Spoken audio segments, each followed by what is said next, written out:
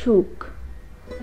আমার স্ত্রীকে আমি ভালোবেসেই বিয়ে করেছিলাম, কিন্তু যখন পরিপাটি প্রেমিকাটি অগোছালো স্ত্রী হয়ে গেল তখন কেন জানি আমার আর ওকে ভালো লাগতো না।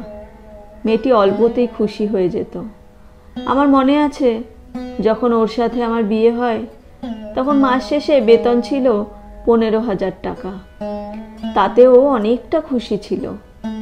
আমি থেকে আমার পরিবারের প্রতিটা মানুষের খেয়াল রাখতো, আর দিন শেষে চাইতো শুধুই আমার থেকে ভালোবাসা, ভালো ব্যবহার, যেটা আমি সময়ের সাথে সাথে দেওয়াটা কমিয়ে দিলাম। চাকরির ক্ষেত্রে আমার পজিশন ভালো হতে শুরু করলো আর আমার চিন্তাধারা উন্নত হতে লাগলো, কিন্তু সংসারের চাপে পড়ে ও ঠিক আগের মতোই রয়ে গেল। আমার 15,000 টাকার বেতন 50,000-এ গিয়ে ঠেকলো। ঘর পরিবর্তন হলো, আমি পরিবর্তন হলাম।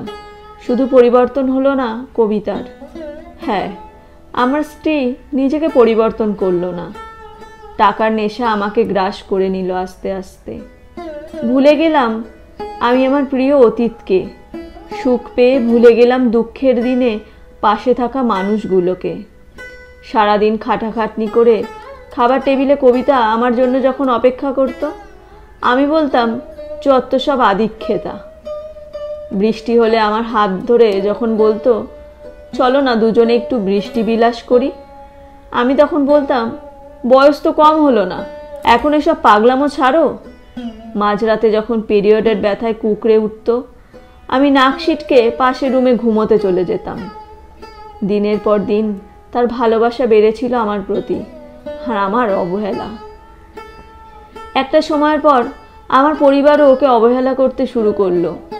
যার হাতের রান্না সবাই তৃপ্তি করে খেত, এখন নাকি তার রান্না ভালো হয় না। যে ওষুধ না দিলে আমার বাবার ওষুধ খাওয়াই হতো না, আজকাল নাকি সে ভুল ওষুধ দিয়ে আমার বাবাকে মেরে ফেলার প্ল্যান করেছে। একটা সময় আমাদের বাড়িতে থাকার মতো কোনো সম্বল খুঁজে পেল না কবিতা। আমি ওকে একদিন বলেই দিলাম আমি তোমাকে ডিভোর্স দিতে চাই। সেদিন সে খুব অবাক নয়নে চেয়েছিল আমার দিকে, কোনো প্রতিবাদ করেনি।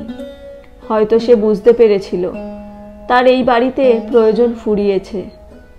তারপর সেই অনাকাঙ্ক্ষিত সময় এলো যখন কবিতা আর আমার ডিভোর্স হবে। সেদিনও সবটা কি সুন্দর করে মেনে নিয়েছিল, কোনো প্রতিবাদ করেনি, এমনকি খোরপোশে টাকাটাও দাবি করলো না। তাকে যখন জিজ্ঞেস করা হলো কেন সে টাকা নেবে না, তার উত্তরে সে জানায় যে মানুষটাই আমার হয়নি, তার টাকা দিয়ে আমি কি করব। ওর বাবা সেদিন আমায় একটা কথা বলেছিল, ভগবান দিয়ে ধন দেখে মন, কায়রা নিতে কতক্ষণ। কথাটার মানে সেদিন না বুঝলেও আজ ঠিক বুঝতে পারি। 3 মাসের মাথায় মিথ্যা অপবাদে আমার চাকরি চলে যায়। বড় বোনকে মাঝে মাঝেই তার শ্বশুরবাড়ির লোকেরা মেরে ধরে আমাদের বাড়িতে পাঠিয়ে দেয়। বাবা ভুল ওষুধের রিয়াকশানে আজ বিছানার সাথে মিশে আছে। মা প্রায় আজকাল তরকারিতে নুন হলুদ দিতে ভুলে যায়। আর আমি উন্নত মানের চাকরি ছেড়ে ফুটপাতে ছোট্ট একটা ফুলের দোকান নিয়ে বসে আছি। আজ ওই কথাটার মানে বুঝলাম, দিয়ে ধন দেখে মন, কায়রা নিতে কতক্ষণ। লুকিয়ে খোঁজ নিয়েছিলাম কবিতার। শুনেছি অন্য জায়গায় তার বাবা বিয়ে দিয়েছে, স্বামী একজন ডাক্তার, খুব সুখে আছে। খুব ভাগ্য ভালো সেই মানুষটার যার সাথে কবিতার বিয়ে হয়েছে।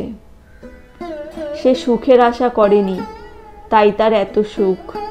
আর আমি সুখের আশা করে মানুষকে অমানুষ ভেবেছি, তাই আজ আমার এই পরিস্থিতি। তাই তো বলে শেষ হাসিটা তারাই হাসে যারা নিজেকে নয় অন্যকে ভালোবাসে। সবাই টাকায় সুখ খোঁজে না, প্রিয় মানুষটার মাঝেও কেউ সুখ খোঁজে। ভালো লেগে থাকলে একটি লাইক করবেন, চ্যানেলটি সাবস্ক্রাইব করবেন। ধন্যবাদ।